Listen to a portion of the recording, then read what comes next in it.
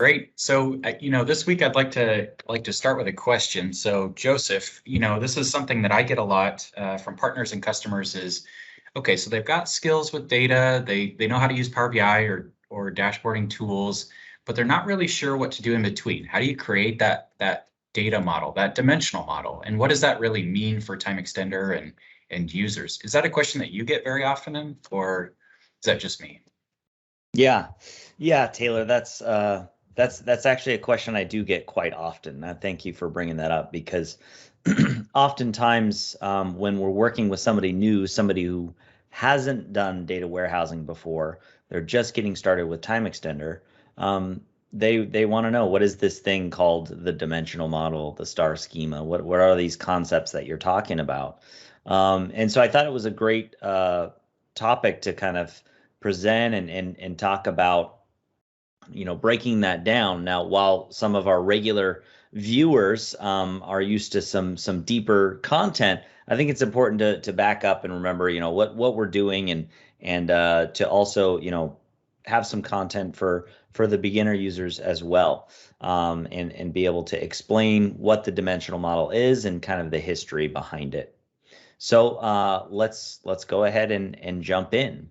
Now, I think a lot of where, data warehousing, when data warehousing originated, data storage was really, really expensive. And so I think that's a really important thing to kind of keep in mind as we're going through and understanding the history of the data warehouse.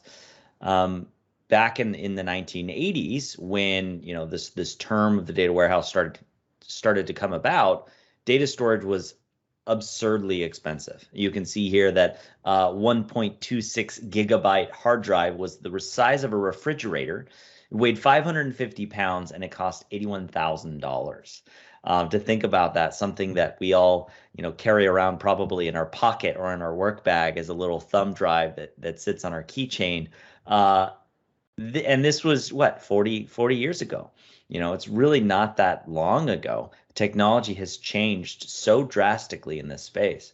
Also, a normal hard drive that would sit inside of a desktop PC, it was about 5 megabytes. 5 megabytes was as much as you would get, and that was $1,500. So you can see really the cost, the size constraints, very, very different from what they were before. So now, again, following this journey of the creation of the data warehouse, we first had William Inman, who coined the term the data warehouse in about the 1970s.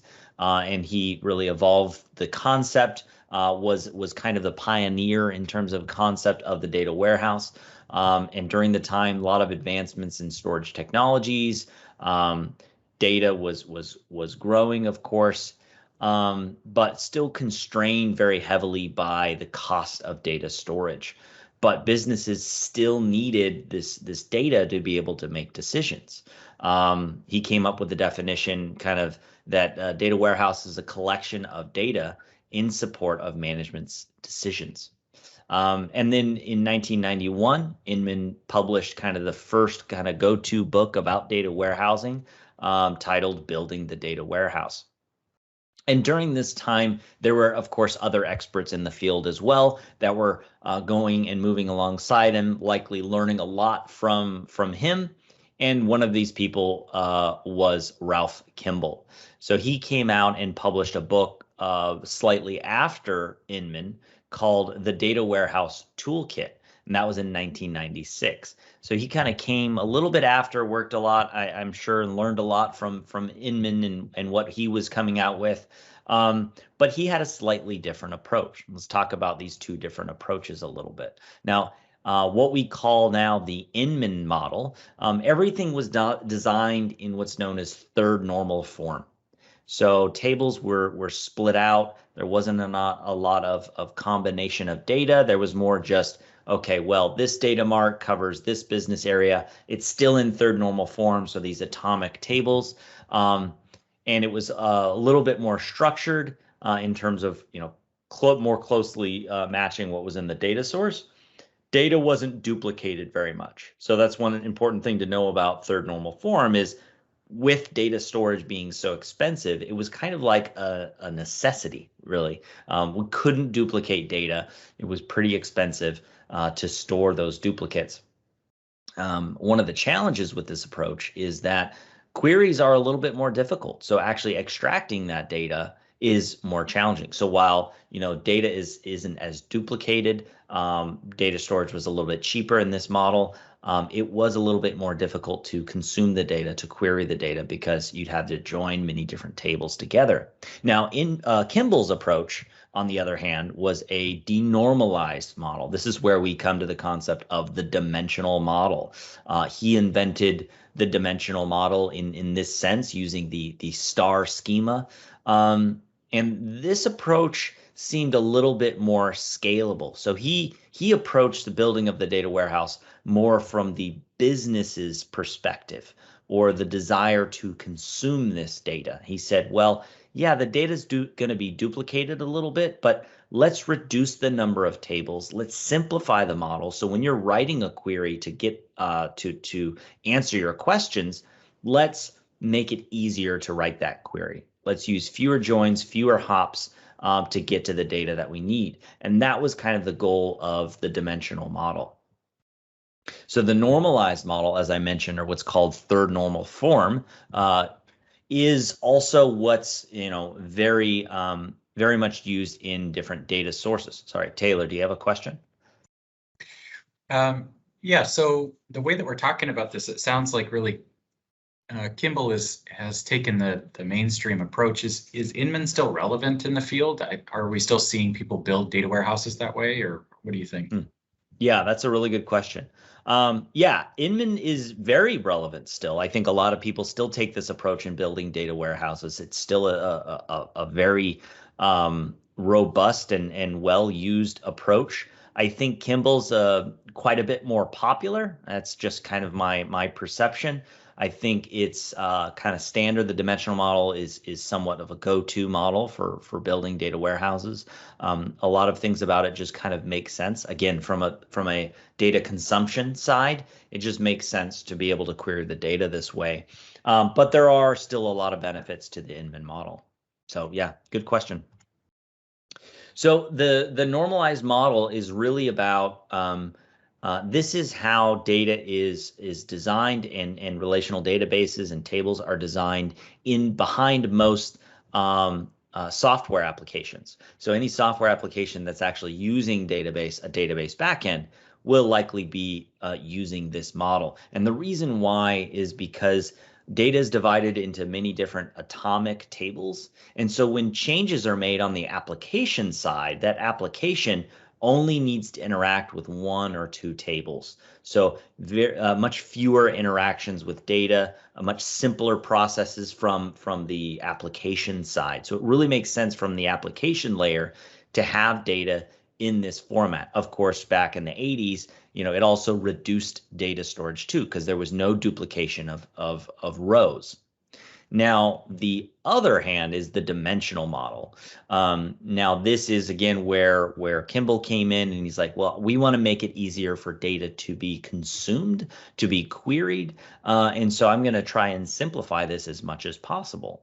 So instead of having data in all of these different atomic tables, if we look back here, we have our customer dimension is actually broken out into store, and then salesperson has another person table in there. And then the product dimension is actually built up of these 4 different tables. We have product subcategory, product model, and product category. Now, in order to create a product dimension like we have here in the dimensional model, we have to bring all of those tables together. So we do duplicate some data, and we'll talk a little bit about, kind of what that looks like and how that's done. But first and foremost, it's important to know that the dimensional model is built up of 2 different types of tables. We have a fact table and a dimension table. Now, our fact table contains our measurements of business processes. So if you think of any business, I love to use the example of a grocery store. You see people lined up at the checkout stand, checking out their grocery items. They are this is a business process, right? They're selling items in the grocery store. So that would be stored pretty much in the fact table, right? I bought 5 apples, I bought 6 tomatoes, and the price of each item and then how much that sale was. That's all measurements of a business process. But then there's like information about that store, information about that customer, information about that product. Those types of information are going to add the context. They're going to provide context around the business measurement. And that kind of information is going to be stored in the dimension table. Now, it's important to know that because there can be so many measurements happening in a business, like if you think of an entire day of a single grocery store, people lined up at these queues at the checkout stands. Each one of them probably has 20 to 50 items in their cart. They need to check all those out. Well, at the end of the day, you could have millions of transactions that are happening. So you have a lot, like 1 million a day. That's a lot of transactions, but we want to be able to measure them. And so the fact table is typically super long, but super skinny, because you want to try to reduce the amount of extraneous data that's in there. You only want to keep a few pieces of data. And then the dimension table, as opposed to that, like how many warehouses do you have? Well, we have a few. How many different products do you have? Well, we have a lot of products, but not nearly as many transactions that we have, right? So they're typically fat and short, right? These dimension tables are going to have fewer rows than the fact table, but they're going to have a lot more attributes than a fact table would. So, and then that dimensional model essentially comes back to around this design. So we have product, state, customer, salesperson, and warehouse, just as an example of some dimensions that we might see. Now, the denormalization process, it's important to understand, breaking that down. When you denormalize, you're taking something that is maybe has a lower grain, less granular, and you're going to replicate those values at a more granular level. So you're bringing that together into a single table. So if you wanted to know what category these products are in, well, you only have to look at one table. Makes these queries faster, makes analysis easier, but it does replicate some data. But according to Kimball, that is a worthy sacrifice to make for faster, more performant queries. And this is a process that we're going to be doing in TimeXtender, denormalizing data to be able to create that dimensional model. So we're going to use the example here, and I think it's a great example because you really understand the different granularity levels, right? When you're talking about granularity is, okay, what does one single row in a table represent? That's kind of the granularity of the table. Now, let's take a table with countries, for example. Well, that's going to have a significantly lower grain because in each country, there's actually multiple states. You can see this little clawfoot relation here. We have one country has many states, right? So we go from the lower grain to the higher grain. And when we're denormalizing, we always want to go in this direction, from the lower grain to the higher grain, from the one to the many. So countries to states, and then we're going to bring states over to cities. And that way, what you end up with is a table that results in the largest number, the largest amount of information, the largest amount of detail. So you're not losing any detail as you move forward. So we're going to do this process in TimeXtender. We're going to relate country to state, add conditional lookups. We're going to relate state to city, and then further add these conditional lookups to build up a customer dimension. So let's go ahead and take a look and see what that looks like. So here in TimeXtender, I have a small data warehouse model built up. I have customers, I have sales transactions, but in my customer dimension, we have postal address line 1. We can even preview this if we want to take a look here. All right. We have our postal address, line 1, line 2, our postal code, and postal city ID. So we don't actually have all the information I need to, we don't know the state, we don't know the different other parts of this that we need. So we need to denormalize to bring this all into our customer dimension. So let's go ahead and do that. I'm going to bring in some tables here from my ODX. I'm going to bring in cities, countries, and state provinces. Now, as I mentioned before, it's whenever you're denormalizing, you want to go from the lowest grain to the highest grain, from the one to the many, right? And I find it easier, and I still do this today. You don't have to do this, but I find it much easier to denormalize from the lowest grain to the highest grain, and just have that be in the same direction all the time. So order your tables in TimeXtender to be from lowest to highest grain. And that way you're always dragging down. It just simplifies the process more. So I'm going to go ahead and do that. I'm going to start with countries. I'm going to bring that above customers.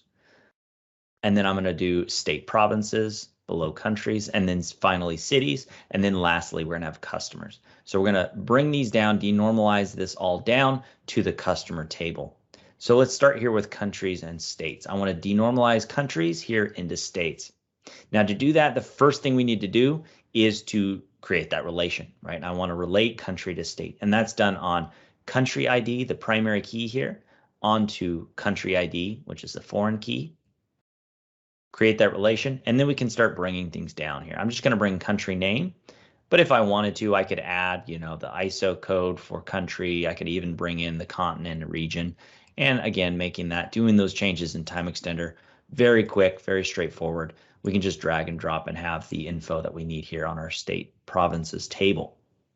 All right, so moving along, let's go ahead and denormalize even further, right? I want to denormalize now state onto cities.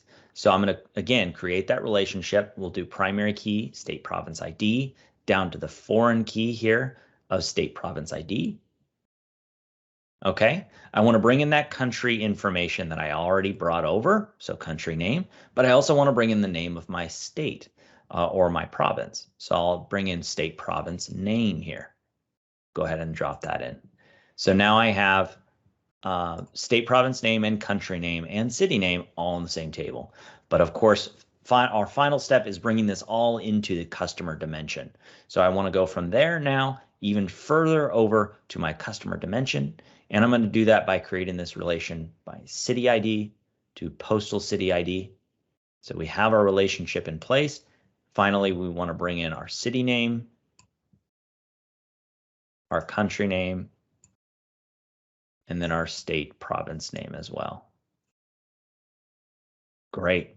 So what we end up with here is a table that has not only the postal address line 1 and 2, we also have the city name, the state, and the country, which of course we'll need to deliver our invoices to our customers.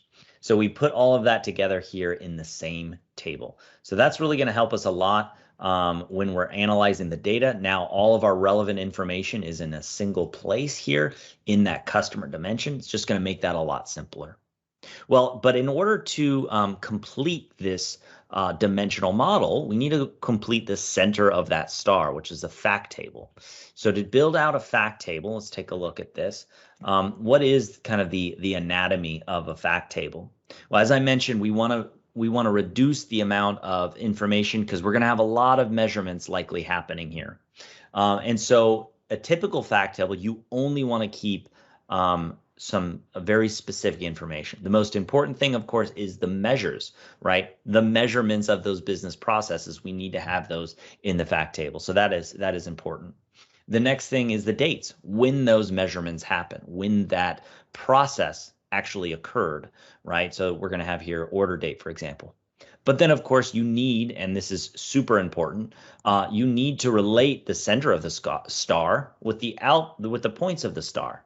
You need to relate the fact table to the dimension table. So you have to have keys as well in this table. In this case, I'm measuring some processes, some sales processes here, and I'm indicating the product that was sold in this single row of my transaction table. So product ID 3 here is related to product ID 3 here. And then that gives us some additional details about that product. So we want to do the same thing here in our dimensional model. So let's take a look here in TimeXtender, and we'll see here in our customer table, we have customer ID. Of course, we need to relate customer ID to our fact table here. But if we look into our fact table, we see we actually don't have a customer ID. And that's because many ERP systems are splitting up the fact table into two separate tables, having a header table, which has a little bit more information, and then a detail table, which has, all of the details in a more granular level. So we're actually going to have to perform this denormalization process on our fact tables as well. So I'm going to bring in the header table for this one here, and that in this system is called orders. I'm going to drag and drop this over onto tables. And again, reorder that to get the lowest grain first at the top to the highest grain at the bottom. Okay, and then I can create that relationship here, order ID to order ID, and then I want to denormalize some of this information. As I mentioned, we do want that customer ID who ordered these products, and then I can relate that to customers. But we also want some additional information. Of course, order date, that's going to be super important. As I mentioned, we want the dates in there. And then some things, maybe contact person ID, salesperson ID might be relevant as well. Great. So we have all of this. We put this together. And what I need to do now is to create the relationships for my model. Remember, looking back here, these orange arrows here, we need to create and indicate these relationships in our model to make sure that our semantic model actually picks up these relationships. So let's go ahead and do that step now. We can do this in a number of different ways. Oftentimes it's easiest just to open our dimension tables in a new window. So I'm going to go ahead and do that. We have our customer table, and that shortcut key, just so you know, is Control W to open in a new window. And I'm going to create the relation here, customers to customer ID. Again, we're going from that one to the many, right? The lower granularity to the higher granularity, one to many, creating that relationship in the same direction. Now, we're not going to do any lookups here. We want to keep the dimensional attributes on the dimension and the fact table attributes and measures here on that fact table. But I'm just specifying the relationship in this case. All right, so we added that relationship for customers. We need a relationship for products. If we don't already have that, let's take a look here. Oh, we do have the relationship for products already. Good. We need the relationship for people because we did add salesperson, contact person. So I'm going to drag this actually twice, one for person, contact person, and again for salesperson. And that's going to create what's called a role-playing dimension, actually using the same data here in the data warehouse, but it's going to act in two different ways depending on which relation or join that you use. And then finally, our date dimension. And that's going to be date value onto, and I do want to change a data type here because in here, that order date is a date data type. And we want to change that to be a date time data type because TimeXtender does help you by saying, you know what, these aren't the same data types. We want to make sure. So you do need to make them the same data types. So now I shifted that over to date time, and I can drag and drop to create that relationship, order date to order date. Now, once I have all of, yeah, is there a question? Oh, sorry, Joseph. Yeah, you're in a great flow here. Can you just expand the mappings on that DBO sales transactions real quickly? We had a question about it. It's just Absolutely. The sales order lines from the wide world importers, right? Yep. Yeah. Yeah, and I didn't specify, might as well specify, the data set that I'm using here is the wide world orders, wide world importers database. It's available from Microsoft. You can just Google wide world importers database. You can download that from GitHub and import the backup file into SQL Server. So you can take a look at this data. The table, the schema is sales, and the table is order lines. And I'm denormalizing that onto from orders down to order lines. And I think you simplified that table, cutting out quite a few of the fields just to simplify. Yes, I did. And if we look here, you can see there are quite a few more fields, but I did simplify that a bit just to make it simpler. Yeah. Awesome. Thanks. Yeah. Great questions. Okay, good. So we have the sales transactions here. Created those relationships. Now that I have my relationships in place, what I can do is start dragging my tables into my dimensional model. So I'm going to drag the customer table onto my dimensional model. And I'll say, you know what, actually, I want all of these fields, really. We want to just keep the fields that are going to be relevant to my users. But in this case, I think all of these fields are relevant for me. Click OK. We added that customer table. There's no relations yet. And finally, by bringing the fact table in last into your semantic model in TimeXtender, it's actually going to help quite a bit. So I'm going to show you why that is. So I'm in here. I just want to bring in the dates. I don't need to bring any foreign keys in there. I do want the order ID in case I need to look that up. But TimeXtender is going to bring in those foreign keys for me automatically, which is going to be kind of nice. So I'm just going to bring in the measures, as I mentioned, the measures. And in this case, just the measures and the dates. Now, the foreign keys, again, I'll click OK here. Those are going to be brought in for me automatically. Another nice thing, the reason why I created those relationships here in the data warehouse is when you drag that fact table in, it's going to say, hey, look, this fact table is related to all these different dimensions. We can use our contact person relationship here, our order date relationship here, our stock item ID relationship here, salesperson relationship here, and then customer ID relationship right here. All right, so that's going to create all of our relationships for the model. And again, that's why we bring the fact table last. We can just specify all those relationships at once, click OK, and then we have that. And you see all of these foreign keys were brought in, selected by TimeXtender, but also hidden because, you know, oftentimes the foreign keys aren't very useful for analysis. And so just by hiding those away, you're not confusing the data model. You're not confusing your users. But of course, you can include them if you like. Okay, so let's take a look at what database I'm going to be looking at. So this is TX sales here. I'm deploying this to analysis services tabular. Let's go ahead and deploy and execute all of my changes. I'll hit start. And as we all know, what TimeXtender is going to do here. All right, what did I do here? That's not something that I really am interested in. Date. So my date relationship didn't come in, it looks like. Order date, relations. But it did. Okay, so let me just take that out of the model, simplify this for myself. Try and deploy and execute again here. Hit save, and we still have an issue. So what is this one? Oh, it's the purchasing one. Okay. I don't need that. I don't know why that's given me issues, but I'm going to go ahead and delete that as well. Okay. So this is going to go through and deploy all the changes that I've made, creating these, state province tables, the country tables, cities. All of these tables are going to be created behind the scenes. TimeXtender's generated the create table statements, alter table statements for me. It's going to load all those data into the tables and then identify those relationships and use those joins to look up the data. So all the ETL is beautifully handled automatically by TimeXtender. And then it's going to, of course, generate the ETL as well for analysis services, create that data model, and then we can kind of see what that data model looks like here in Power BI in just a second. So I'm going to open Power BI. I'm going to hit Get Data. We are going to pull from Analysis Services. And once I hit Get Data here, it should pull up a menu. See if it'll load. No? Okay, here it is.